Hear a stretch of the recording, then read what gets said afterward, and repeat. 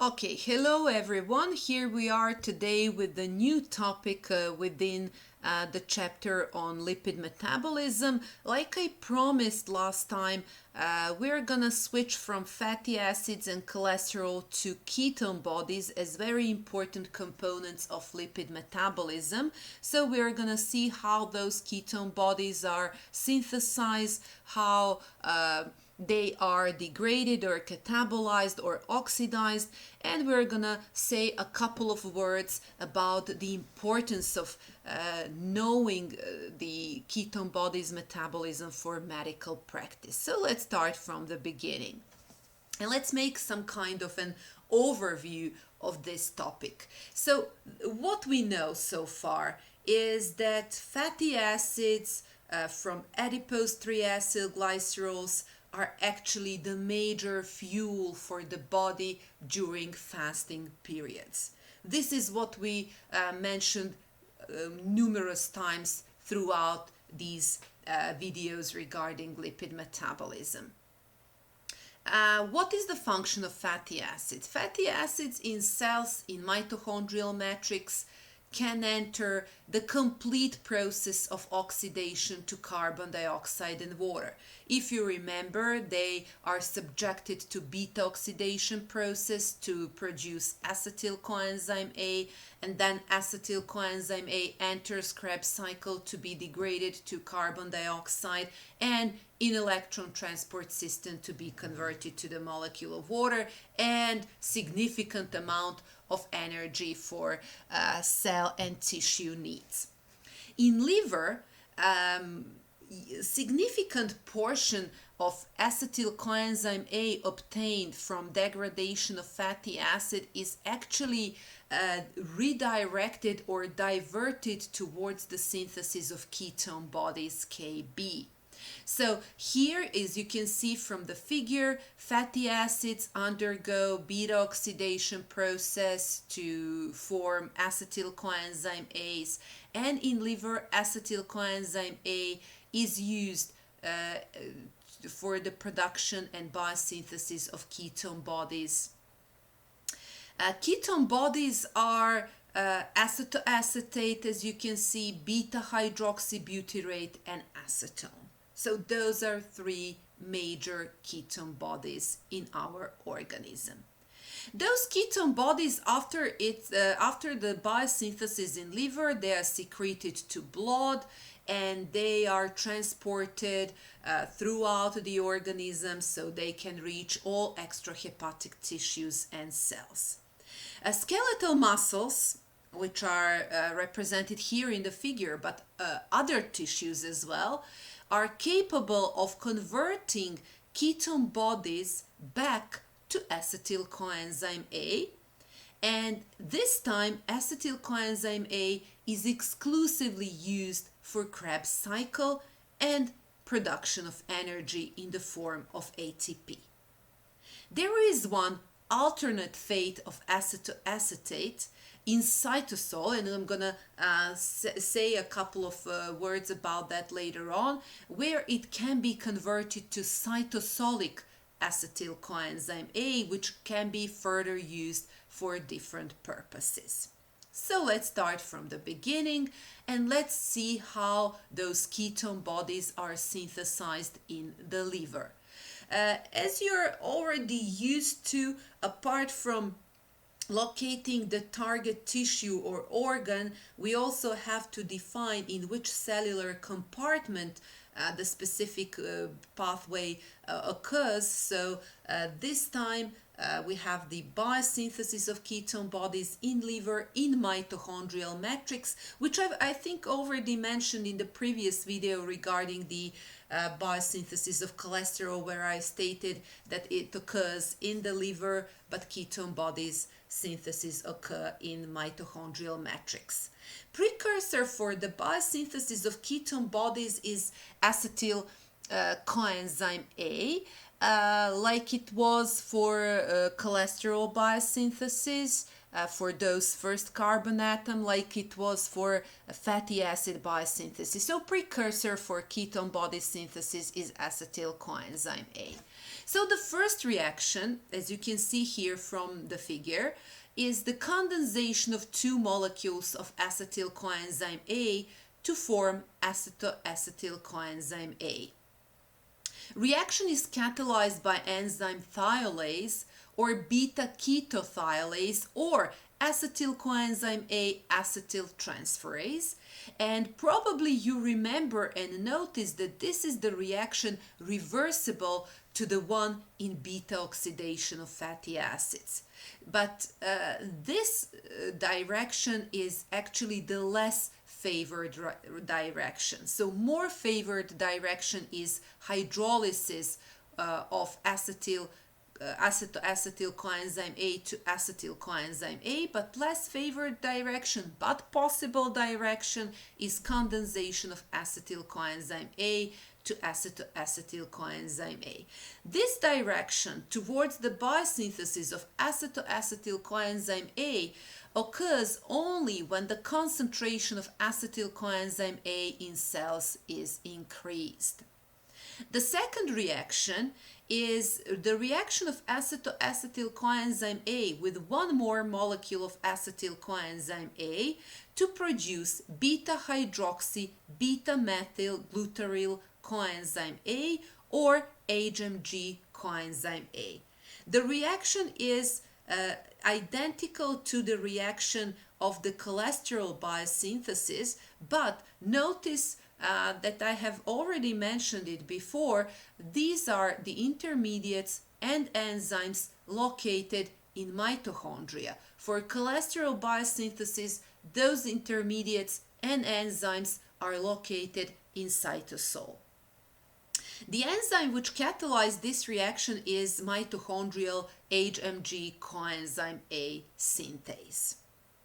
The third reaction is degradation of HMG coenzyme A to acetoacetate and acetyl coenzyme A.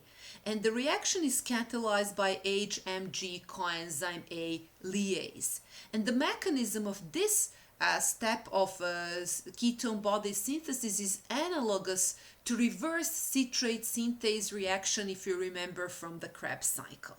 So by this third reaction, the first ketone body is synthesized, and that is acetoacetate. Acetoacetate can now enter bloodstream and be transported throughout the organism, or it can be subjected to one more reaction, which is the reaction of reduction of this beta-keto group to alcoholic group by the enzyme beta-hydroxybutyrate dehydrogenase, and with NADH as donors of reducing equivalents, thus producing beta-D-hydroxybutyrate. This reaction is reversible and both directions occurs equally with the equal probability. Notice that the molecule beta-D-hydroxybutyrate looks very similar to one of the intermediates in one of the spiral rounds or circles in beta oxidation, but in beta oxidation the configuration is L. It's beta L hydroxybutyrate. Here in ketone body synthesis is beta D hydroxybutyrate. Hydroxybutyrate is the second ketone bodies that we've mentioned, so beta hydroxybutyrate can now be secreted to blood and transported to target tissues and cells. Since this reaction is reversible, actually the ratio between acetoacetate and beta hydroxybutyrate in physiological condition is 1:1. So there are approximately equal quantities of both ketone bodies in organism, in blood, in extrahepatic tissues under physiological conditions. But there is one alternative fate of acetoacetate which is presented here. I got back again to the figure here. It's spontaneous non-enzymatic decarboxylation to acetone molecule. So, spontaneous non-enzymatic decarboxylation to acetone. Acetone is the third ketone body, and it is a volatile molecule which is expired by lungs. So in physiological conditions, in normal conditions, amount of acetone in the body is insignificant. But in cases when acetoacetate molecules are overaccumulated, for example, in diabetic ketoacidosis, I'm going to get back to this disorder later on, the concentration of acetone can be increased and can be high in blood. And it can be measured in expired air as well, which is also important for diabetic patients which also have the breath and the urine which smells like acetone.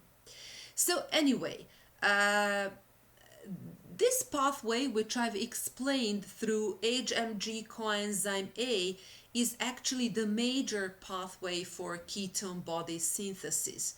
So this major pathway provides more than 80% of the total amount of ketone bodies in our organism. But in the liver, there is one alternative pathway which is actually catalyzed by the enzyme deacylase. And actually, this pathway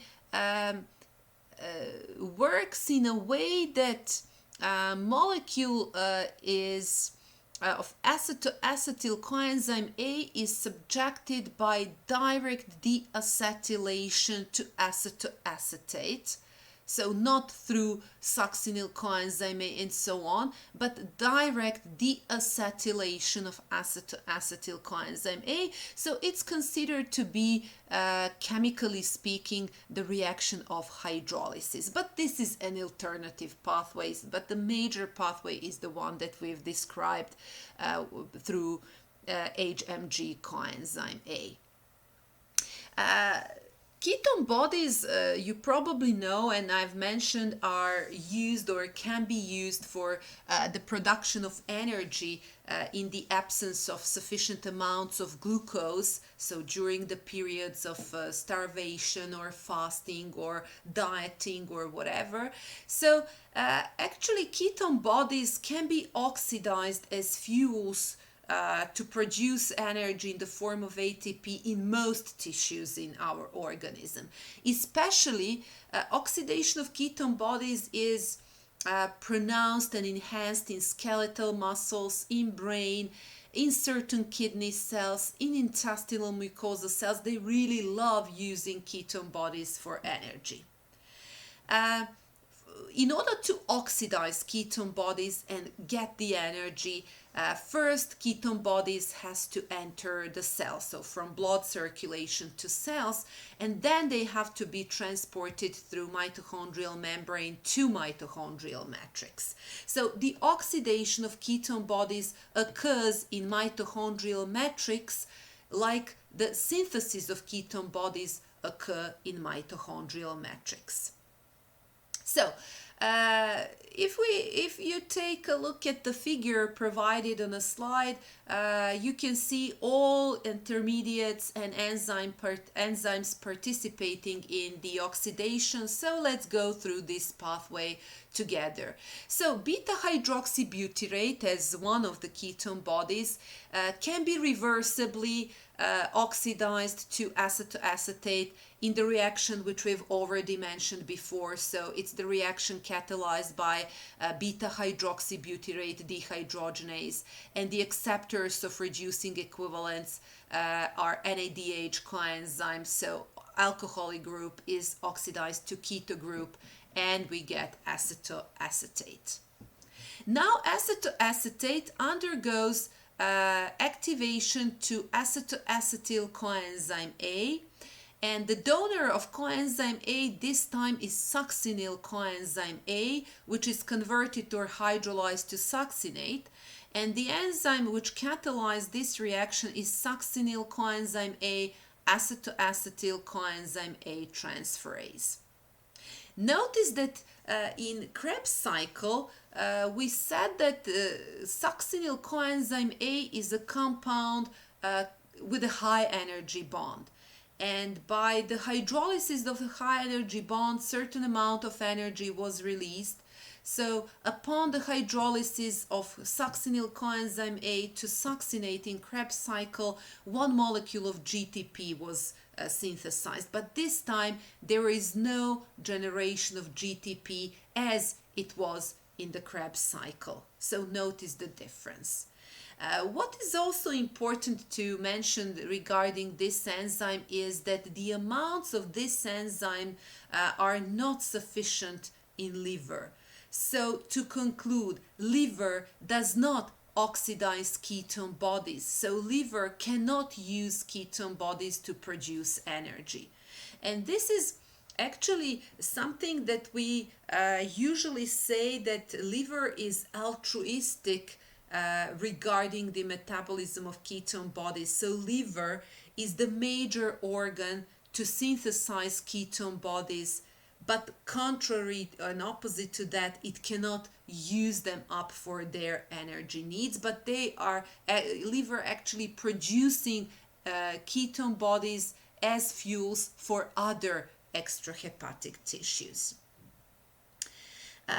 Apart from this activation of acetoacetate to acetoacetyl coenzyme A, this is the major pathway via succinyl coenzyme A. But there is an alternative pathway and activation of ketone bodies, and that is with coenzyme A directly, like we had the activation of fatty acids. So coenzyme A and ATP is used, and thiokinase as an enzyme. So coenzyme A is added and ATP is hydrolyzed to produce the energy required for this activation.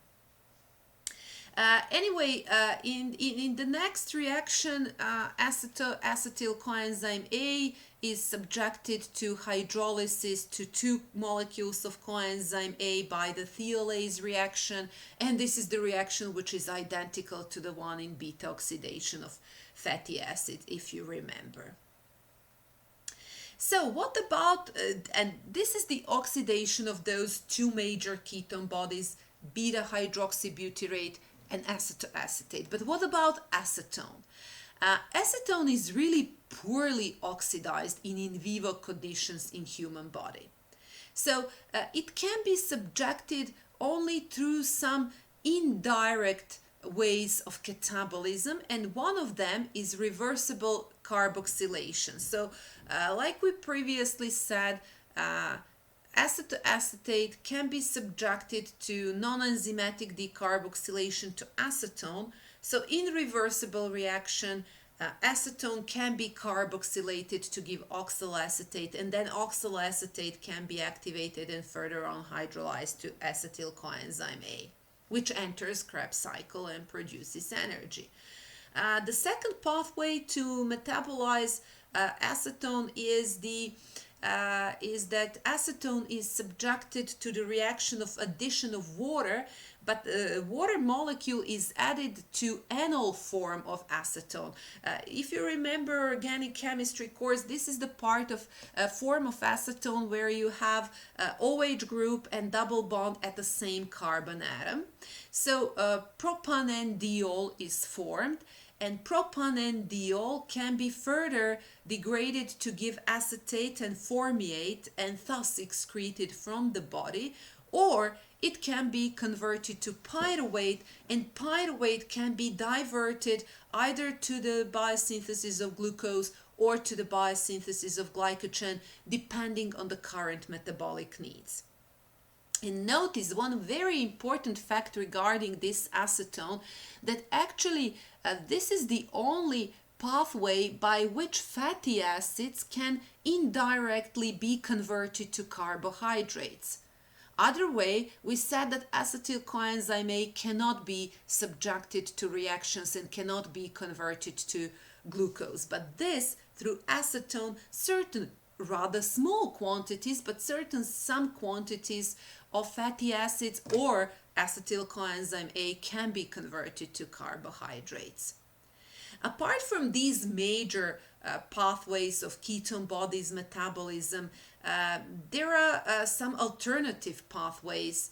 So ketone bodies can be generated from the catabolism of certain amino acids like leucine, isoleucine, lysine, tryptophan, phenylalanine, and tyrosine.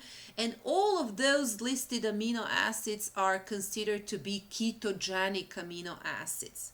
That means that the catabolism of their carbon skeleton can yield the formation of acetyl coenzyme A and acetoacetyl coenzyme A. And actually, those are precursors for the biosynthesis of ketone bodies in liver.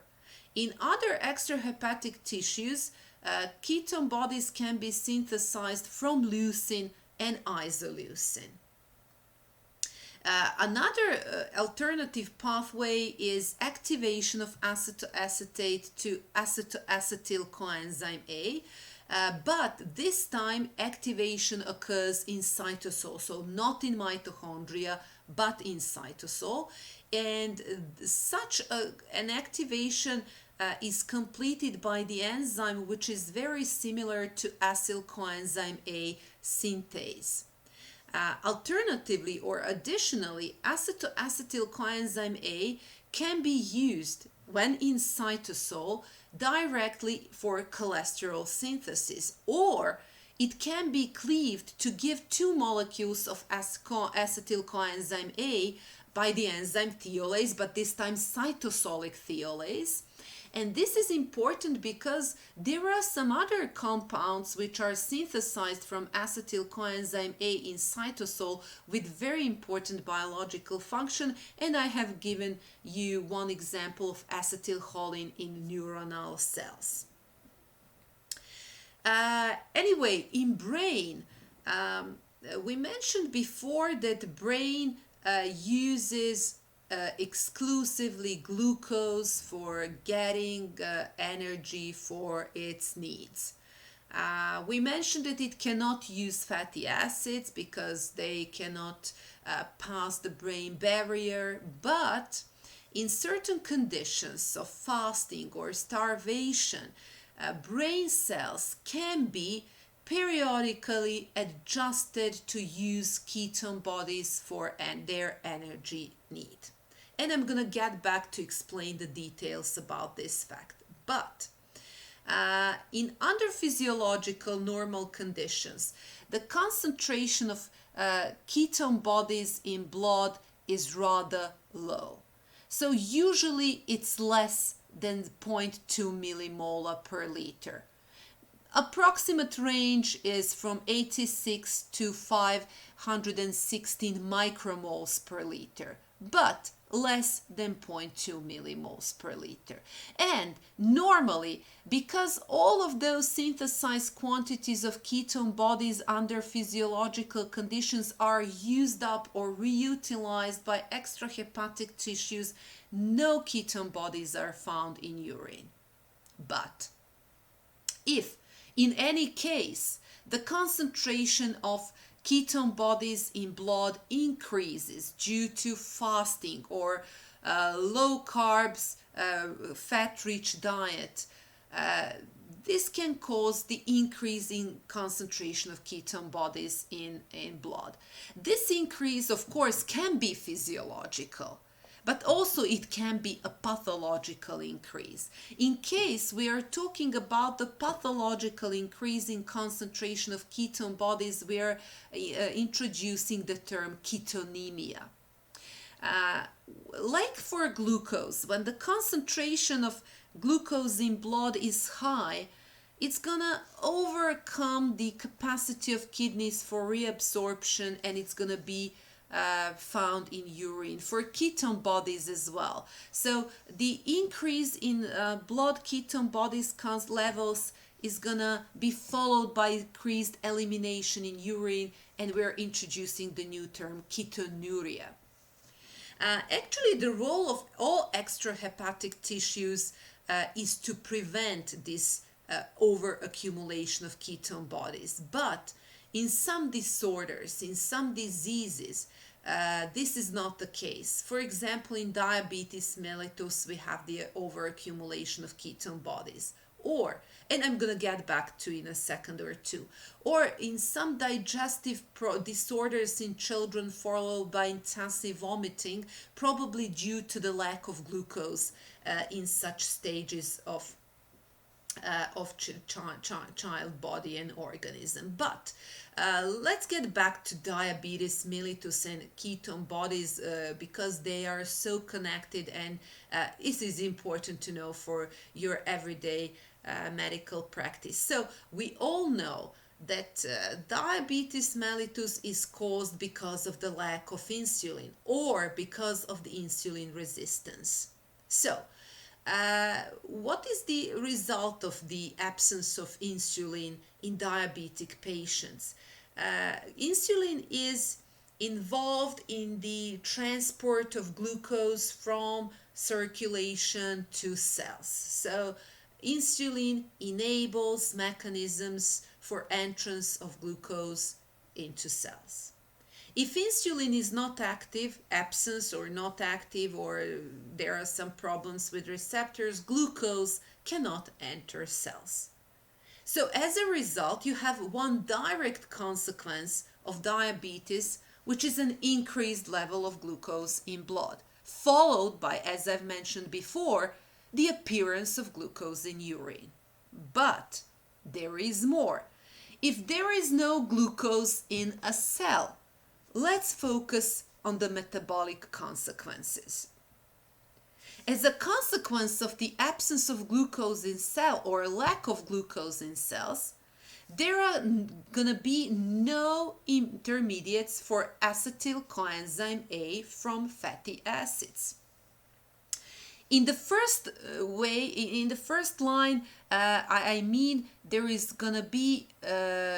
not gonna be sufficient amount of oxaloacetate, because if you remember our previous topics, acetyl coenzyme A, when overaccumulated in a cell, tends to react with oxaloacetate, forming citrate. Citrate exits the cell, converts back to cytosol to oxaloacetate, and acetyl coenzyme A producing fatty acids and so on, cholesterol and etc. etc. So if we have no oxaloacetate, we have no pyruvate from glycolysis for carboxylation. So we cannot proceed with the metabolism of oxaloacetate, because if there is no glucose, let me get you back to our carbohydrate metabolism. So no glucose in a cell, no glycolysis, no pyruvate synthesized. So in order to get oxaloacetate, we had the carboxylation of pyruvate catabolized by pyruvate carboxylase. So if we don't have pyruvate in a cell, we're not going to have oxaloacetate in a cell. If we don't have oxaloacetate in a cell, we're going to have the lack of this molecule for Krebs cycle, because we said that acetyl coenzyme A undergoes reaction with oxaloacetate when entering Krebs cycle. So the Krebs cycle is going to be inhibited or stopped. So we're going to have an accumulation of acetyl coenzyme A as a result. On the other side, as a signal of a lack of glucose in cells, we're going to have an increased concentration of glucagon, and we're going to have an increased lipolysis or degradation of 3-acylglycerols, yielding the formation of enormous amounts of fatty acids, which are going to be transported to cells and converted to beta oxidation to get acetyl coenzyme A. But we mentioned that acetyl coenzyme A can not enter Krebs cycle because there is no oxaloacetate in Krebs cycle, and acetyl coenzyme A can also not enter fatty acid synthesis because of two reasons. First, acetyl coenzyme A cannot react with oxaloacetate because there is no oxaloacetate, cannot form citrate. Citrate will not pass the membrane and get out to cytosol. So it cannot be degraded to oxaloacetate and acetyl coenzyme A, so fatty acid synthesis is going to be inhibited. Plus, even if there is a certain amount of acetyl coenzyme A in cytosol, we're not going to have NADPH coenzyme. Why? Because if you remember, we are providing reducing equivalents in the form of NADPH from hexose monophosphate pathway. And for NADPH production, we need glucose, phosphorylated to glucose 6-phosphate and then oxidized in hexose monophosphate pathway to produce NADPH. So no fatty acid synthesis. So if you cannot have Krebs, if you cannot have fatty acid synthesis, then you have to divert or redirect acetyl coenzyme A towards the biosynthesis of ketone bodies. And actually, in that case, the biosynthesis of ketone bodies is so enhanced that it overcomes the capacity of extrahepatic tissues for oxidation. So more ketone bodies are produced than ketone bodies oxidized. What happens as a consequence of this? As a consequence of this, I'm going to get back to your basic chemical knowledge. Acetoacetate and beta-hydroxybutyrate are medium strength organic acid. So their overaccumulation in blood is going to decrease the pH. And it is of crucial importance for our body to maintain the constant pH of body fluids. So in order to do that, overaccumulated ketone bodies are going to require the consummation of an enormous quantity of chemical buffers like bicarbonate buffer and others in order to compensate the drop of the pH of body fluids. Apart from this, that is going to be the topic later on, acid-base equilibrium, but let me cut the long story short. As a result, you're going to have the loss of significant amounts of so-called alkali pool of the body because of these buffering activities. Thus, certain significant amount of electrolytes are going to be lost through kidneys together with these non-volatile acids, acetoacetate and beta-hydroxybutyrate. So it's going to end up in developing metabolic or so-called diabetic ketoacidosis. Acidosis meaning the decrease in pH of body fluids. Ketoacidosis because it's caused by the overproduction of ketone bodies, and diabetic because this occurs in diabetic patients. So it's not only about the increased glucose levels in blood and the presence of glucose in urine, it's about the overaccumulation of ketone bodies, their passage in urine, their increased concentration in blood, an increased concentration of acetone in breath of diabetic patients, and a very severe state of diabetic ketoacidosis. And it's not only about dropping down the pH value, it is also about the fact that when you have an overexcretion of electrolytes, you're bringing the body, and I'm going to explain that in some other chapters, you're bringing the body into the state of hyperosmolality, which can be very severe. It's like an impact on nervous tissue, caused coma, diabetic coma, and so on and so on. So very severe consequences which actually arise from the overproduction of ketone bodies in diabetic patients. What about fasting and subjecting to certain specific types of diet which are connected to ketone bodies? So we know, and we always start from the fact that fatty acids are predominantly used to provide an energy for our cells and tissues. But what happens during fasting or starvation, or undergoing keto diet, which is high fat, low carbohydrate diet, or if you're subjected to long-term low to mild intensity exercise?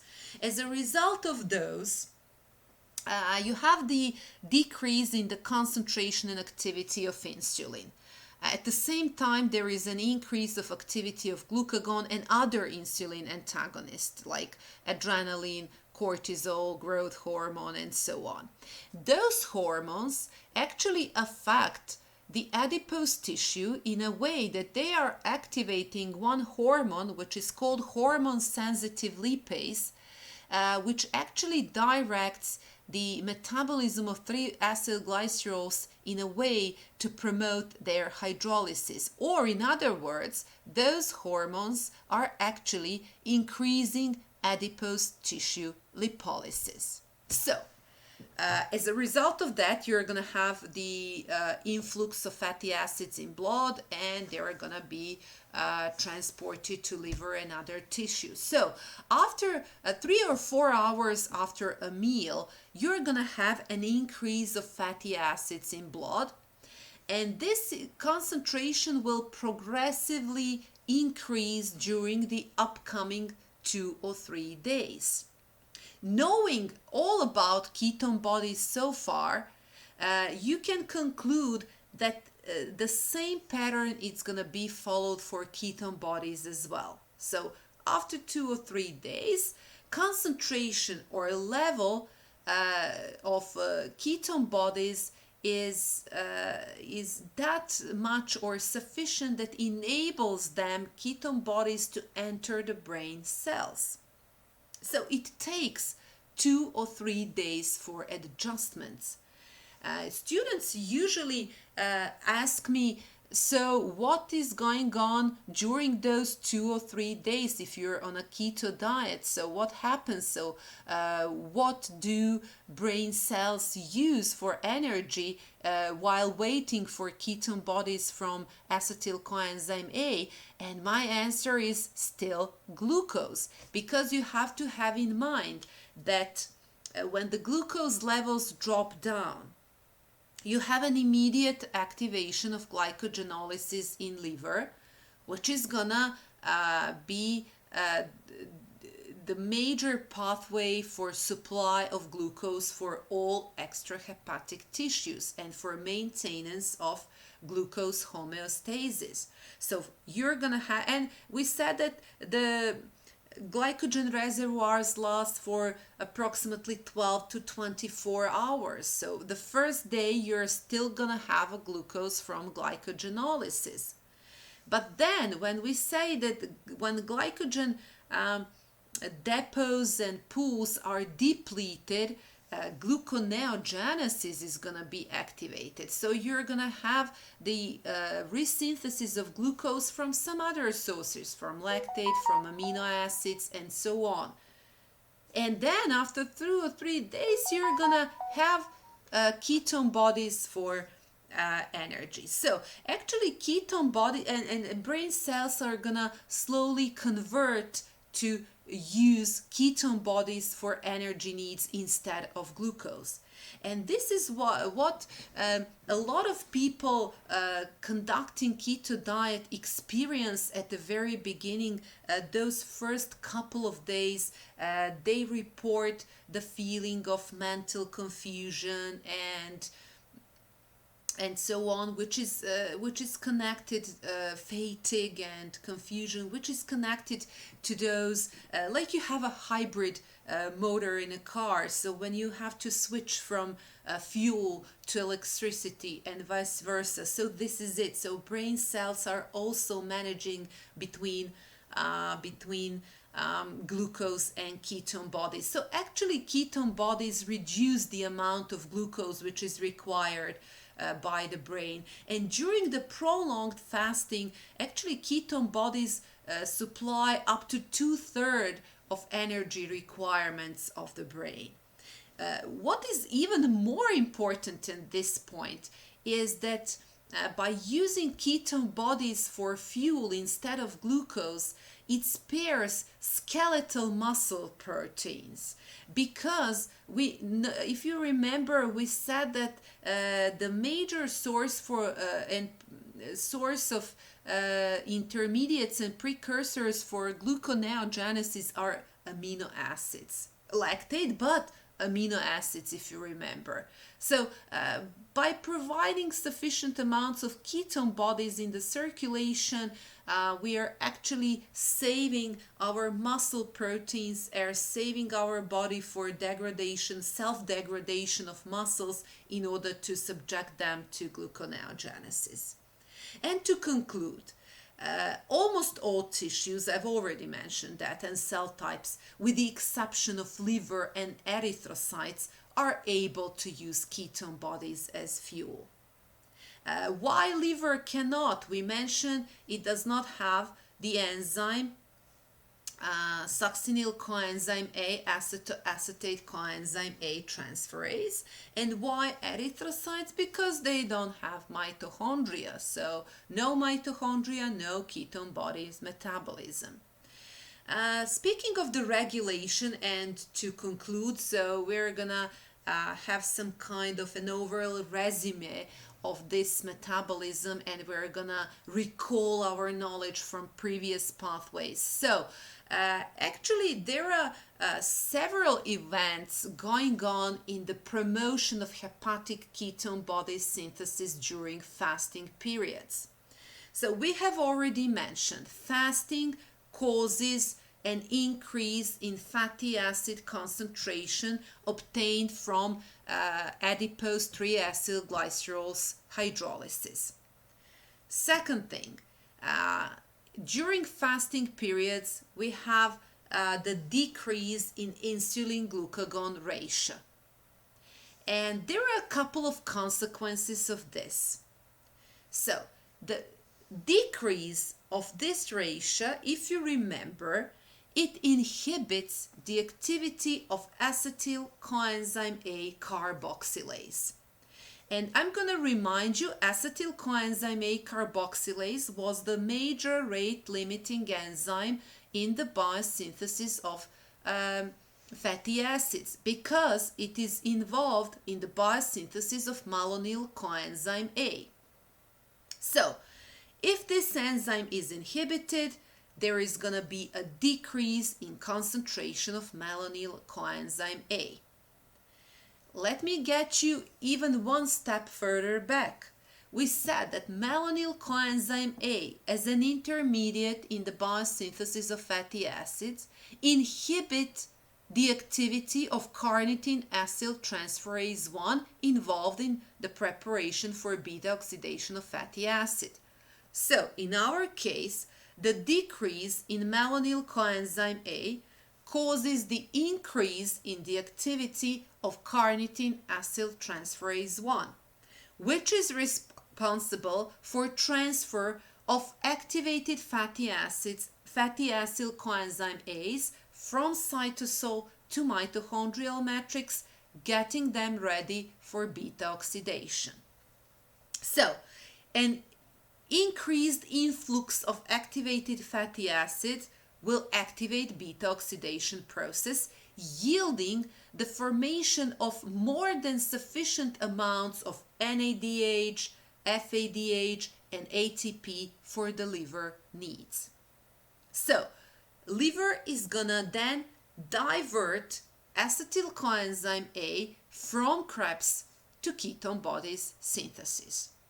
At the same time, like we said previously, oxaloacetate from Krebs, because now we're talking about Krebs, which when we have a lot of intermediates of Krebs. So oxaloacetate from Krebs is diverted to malate, and malate can pass, if you remember, can pass the membrane, can be converted back by malate dehydrogenase to oxaloacetate, and oxaloacetate in cytosol can enter the gluconeogenic pathway.